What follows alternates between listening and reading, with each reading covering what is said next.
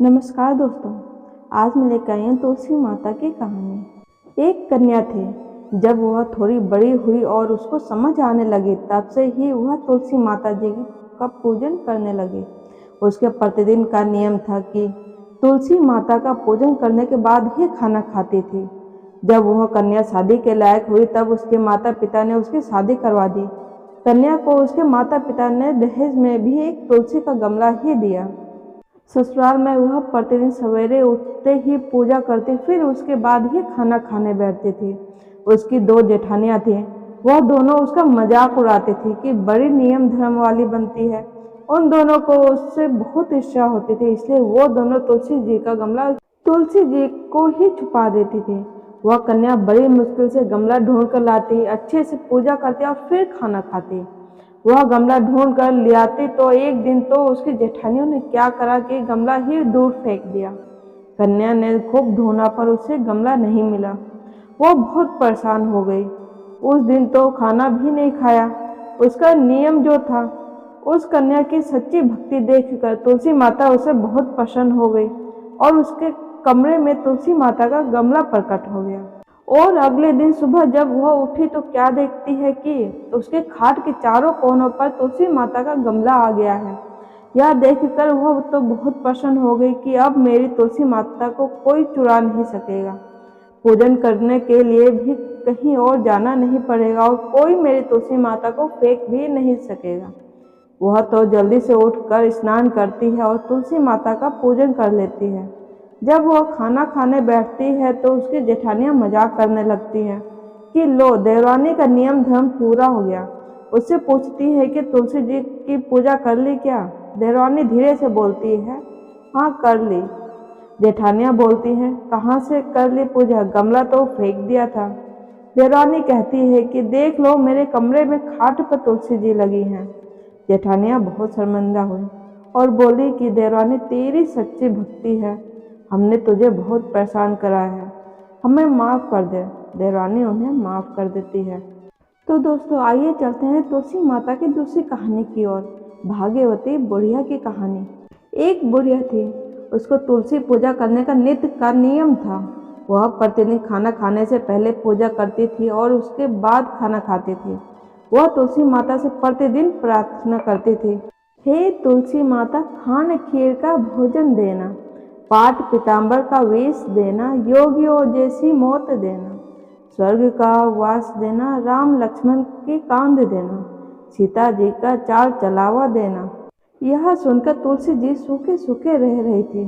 राम लक्ष्मण उधर से निकल ही रहे थे। उन्होंने पूछा तुलसी जी से कि आप इतने सूखे सूखे क्यों जा रहे हो? तो तुलसी जी कहती हैं, एक बुढ़िया रोज मेरी पूजा करती है। वह मुझसे खाने का लड्डू मांगती है, खेलने को भाई मांगती है, खान खीर का भोजन मांगती है, पाट पीताम्बर का वेश मांगती है, आपकी कांध मांगती है, सीता जी का चाल चलावा मांगती है, स्वर्ग का वास मांगती है, योगिनियों सी मौत मांगती हैं। बाकी सब तो मैं दे दूं, पर आपकी कांध कहाँ से दूं और सीता जी का चाल चलावा कहाँ से दूं? राम जी और लक्ष्मण जी तुलसी जी से बोले कि आप हरे भरे हो जाओ, सब हो जाएगा। कुछ दिनों बाद बुढ़िया मर गई। लोग इकट्ठा होने लगे, क्यों ले जाने के लिए, उसको तैयार करने के लिए उठाने लगे तो वह इतनी भारी हो गई कि उसको लोग उठा नहीं पाए। उसको हिला भी नहीं पा रहे थे लोग कहने लगे कि बुढ़िया इतनी भारी कैसे हो गई है? वह तो देव दर्शन सब करती थी। लोग कहने लगे, क्या वह कोई जादू टोना करती थी जो ऐसी भारी हो गई है? इतने में राम लक्ष्मण और सीता जी आए। सीता जी ने चाल चलावा किया और राम लक्ष्मण ने कंधा दिया और बुढ़िया तो सदैव वैकुंठ को चली गई। तो दोस्तों, चलते हैं तुलसी माता की तीसरी कहानी की ओर। ब्राह्मण की सातवीं बेटी। एक ब्राह्मण था। वह प्रतिदिन मंदिर जाता था। वह प्रतिदिन तुलसी माता को पूजा करता था। वह तुलसी माता से प्रतिदिन प्रार्थना करता था कि हे तुलसी महारानी, मेरे आनंद करना। तुलसी माता ने सोचा कि यह ब्राह्मण तो बहुत सीधा है और गरीब है और प्रतिदिन मेरी पूजा करता है, मैं इसके कुछ ना कुछ करना चाहती हूँ। तो तुलसी महारानी एक कन्या का रूप बनाकर बैठ गई और उस ब्राह्मण को बोला कि ब्राह्मण, मैं भी तेरे घर आना चाहती हूँ। ब्राह्मण ने सोचा कि 6 लड़कियां तो मेरे पहले से ही हैं और 7 लड़कियों का मैं कैसे पालन पोषण करूंगा, लड़कियों की शादी कैसे कराऊंगा, मेरे पास तो कुछ ऐसा भी नहीं है।